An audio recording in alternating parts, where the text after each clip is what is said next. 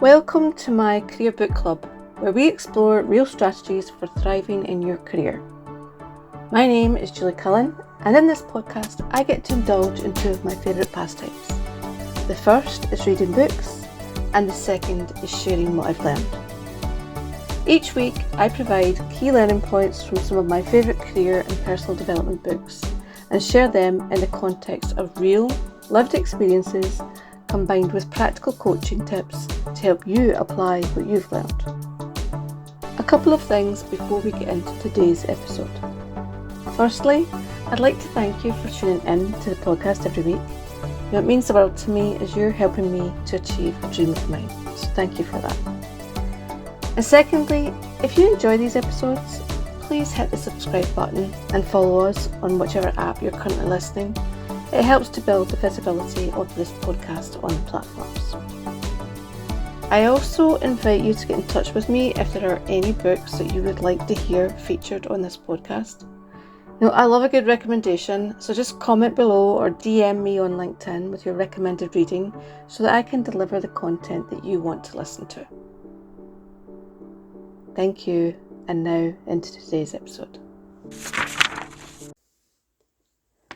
The book that we are reviewing this month in my Career Book Club is The Let Them Theory by Mel Robbins, who is an American speaker, author and podcast host. She first gained recognition for her TEDx talk, How to Stop Screwing Yourself Over, which went viral. And her books include The 5-Second Rule, The High Five Habit and The Let Them Theory. And she's the host of one of my favourite podcasts, the Mel Robbins podcast. I've chosen to dedicate 4 episodes to this book to cover 4 topics in particular that are specific to career-related challenges. So grab a notebook, settle in, and let's learn about how the Let Them theory can help us in our careers. Now, the Let Them theory isn't just about ignoring others or letting them get away with unacceptable behaviour. It's the opposite. The Let Them theory is a powerful tool that enables you to make better choices about what is worth your time and what isn't. So today, let's talk about a behaviour that I often struggle with myself, and I know many of you do also, and that's the fear of other people's opinions. There are 3 things in your control. 1 is what you think, 2 is what you do or don't do, and 3 is how you process your emotions. There is one thing that is most definitely not in your control, and that is what other people choose to think. The truth is, people will have opinions about you. Some of them will be positive, some of them will be negative. And there's not really anything you can do about that. So when you allow your fear of what other people think to stop you from doing what you want to do, you basically become a prisoner of their opinions. You kid yourself on that if you behave in a certain way, then everyone will think positively about you. But that's just a lie you tell yourself. There are always going to be people who have opinions about you, your work, your ideas, that are not as positive as you would like. People will and do have negative thoughts about you, about all of us. That's just normal. But it doesn't mean that they don't like you, and it doesn't mean that they don't respect you. In fact, as Mel points out in the book, even people who love you will have negative thoughts about you or your actions. And you'll have negative thoughts about people you love as well.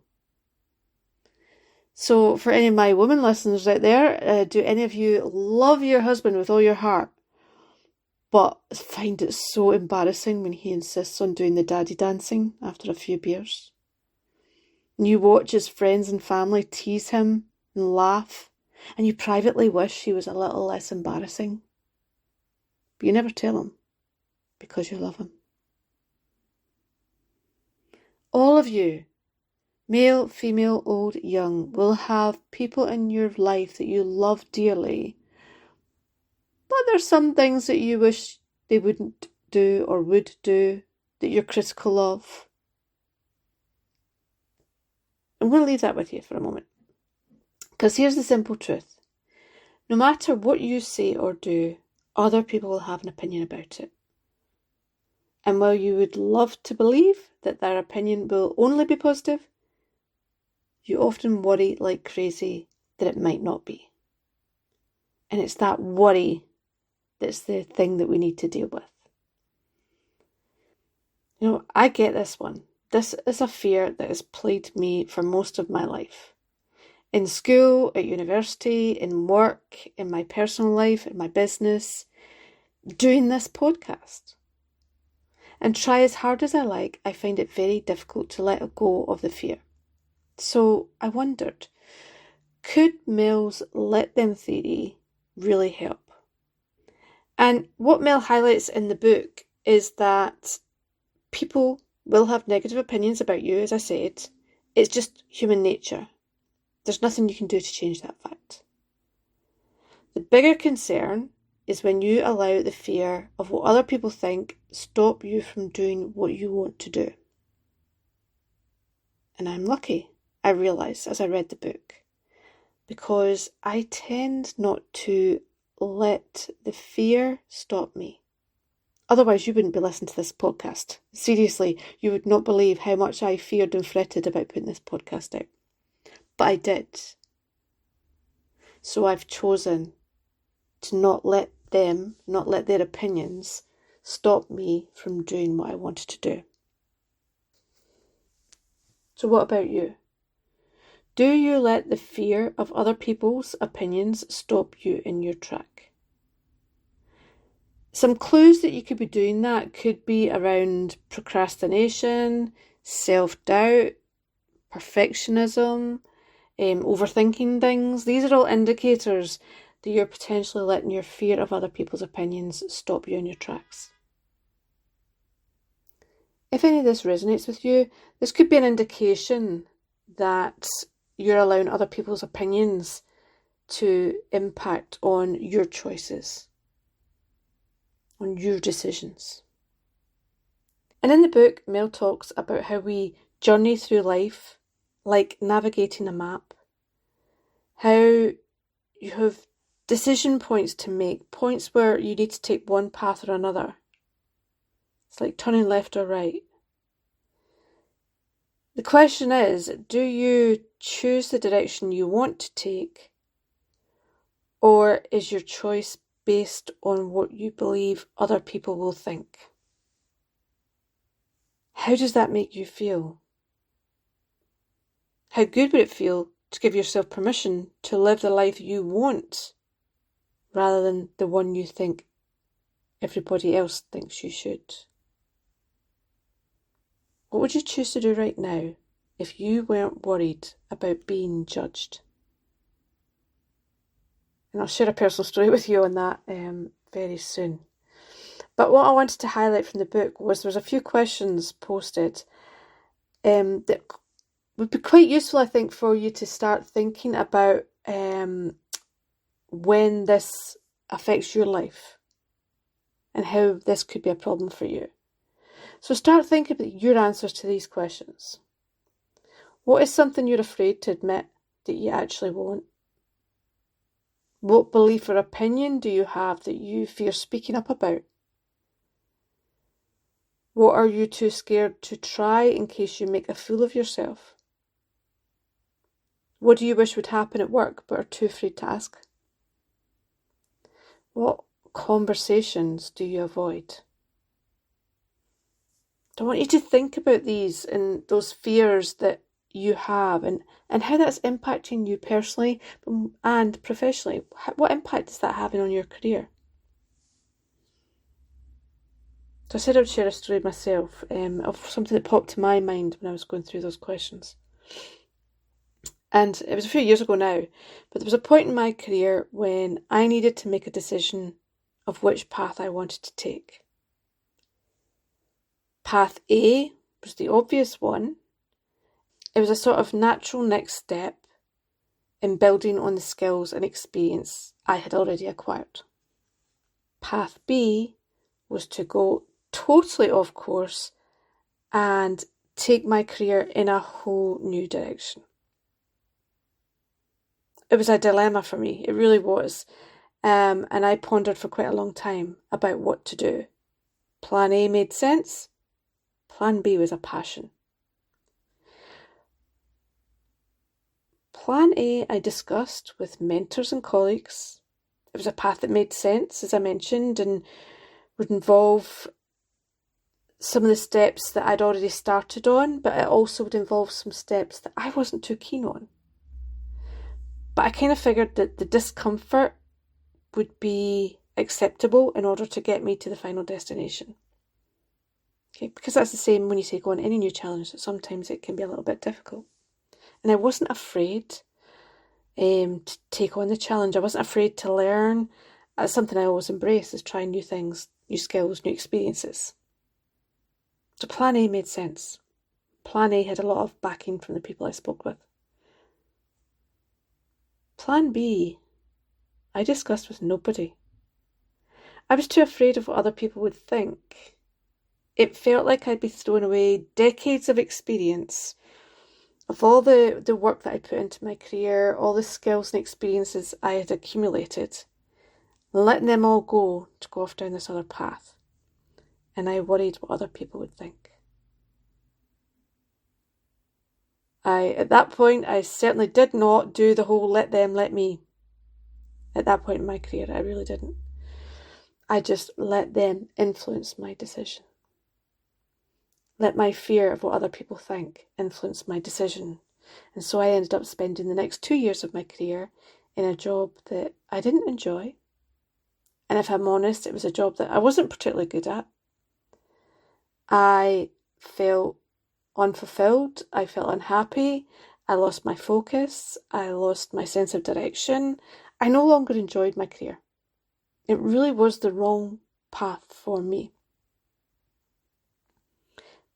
I really wished I'd had the courage to at least explore the option of Plan B. I wish I'd had the courage to speak up and get other people's opinions about it. Even if some people had thought I was crazy, I wish I'd at least had the courage to talk to them.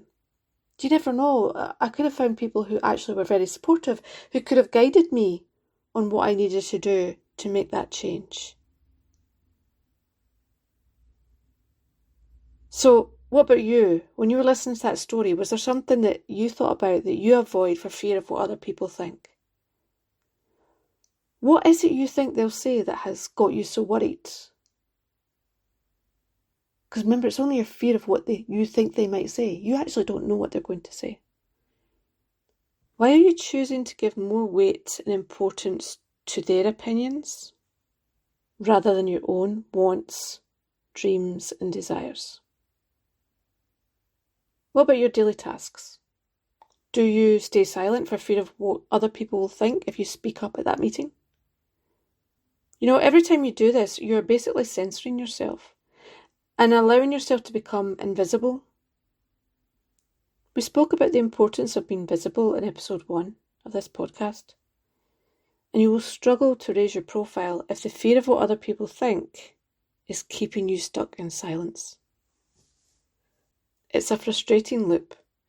You want to stop caring what other people think, but it's very difficult to do. I know it, I know. Mel's advice in the book is to let them. To give people the freedom to think negative thoughts instead of fearing other people's opinions. She suggests that you free yourself from your fear by assuming that there will be times when people will have negative thoughts about you. Just assume it's going to be there, assume it's going to happen. After all, as we mentioned earlier, even people who love you will sometimes have negative thoughts, will sometimes not like what you say or do. It doesn't mean they don't love you and don't respect you. So what the idea here is, the concept in the book, is not about not caring what other people think, because that's very, very hard. But the idea in the book is that you stop focusing and worrying about what they're going to think. Just accept that it's totally out with your control and just start doing more of what makes you feel proud. Let them think what they want. Let me live the life the way I want to. Let them think what they want to think about what I say. Let me share my voice because I'm entitled to. So take that example of being afraid to speak up for fear of what others in the room might think. You can choose to let them think whatever they want. And I know that's fearful because you worry about how that might impact your career, your reputation. But the reality is, no matter what you choose to do, people will form an opinion about you. Speak up, they'll form an opinion. Don't speak up, they'll form an opinion. I remember a colleague who was a senior manager on our account. When there was a major incident at the account, one of the things that would happen would be that there'd be a series of calls, team meetings set up to track and monitor progress and make plans and discuss status. And so there'd be a lot of people from the organisation that I worked for, and there'd be a lot of people from the client side as well, obviously. And every time he came on one of these calls, he would introduce himself and then declare that he was going on mute. And then we wouldn't hear from him for the rest of the call. Now, remembering these calls are taking place when there's been some kind of major incident. So the client is nervous, they want things to get resolved quickly because obviously there's been some kind of disruption to their services. So the fact that this senior member from our organisation would come onto the call and then not say anything really did not go down well with the client. Their opinion of him was tarnished as a result of his silence. So whether you speak up or whether you don't speak up, people will still form an opinion of you. So the key thing in the book is the idea of let them. If you want to speak up, then choose to speak up. Let them think what they want. You take control. You decide what is the reputation that you want to have. Do you want to have the reputation of someone who actively participates, who actively gets involved? Or do you want to have the reputation of someone who just sits silently and doesn't engage? It's your choice. And whatever you choose, you have to be willing to let them form an opinion based on your choice. And then you take control. You decide, let me. I hope to encourage you to take the decision to let me share your thoughts and opinions because you've earned the right to. You're at that table for a reason, so let your voice be heard and be proud of what you do. So that's a kind of an overview of the let them, let me theory. I hope you agree with me that it definitely does have some benefit to the workplace. And it's about letting go of your fear of what other people think and actually letting yourself take control of what you do and what you say. Thanks for listening to today's episode of the Career Book Club. If this episode resonated with you, please share it with a friend or colleague who you think needs to hear this. In the next episode, we're going to continue our analysis of the Let Them series and focus in on chronic comparison, a habit that I work hard at trying to let them let me. Make sure you don't miss it by subscribing to this podcast to follow me for more real strategies to create a career you love. And remember, if you have a book recommendation that you'd like to be featured on this podcast, please get in touch. My details will be in the show notes below. Bye for now.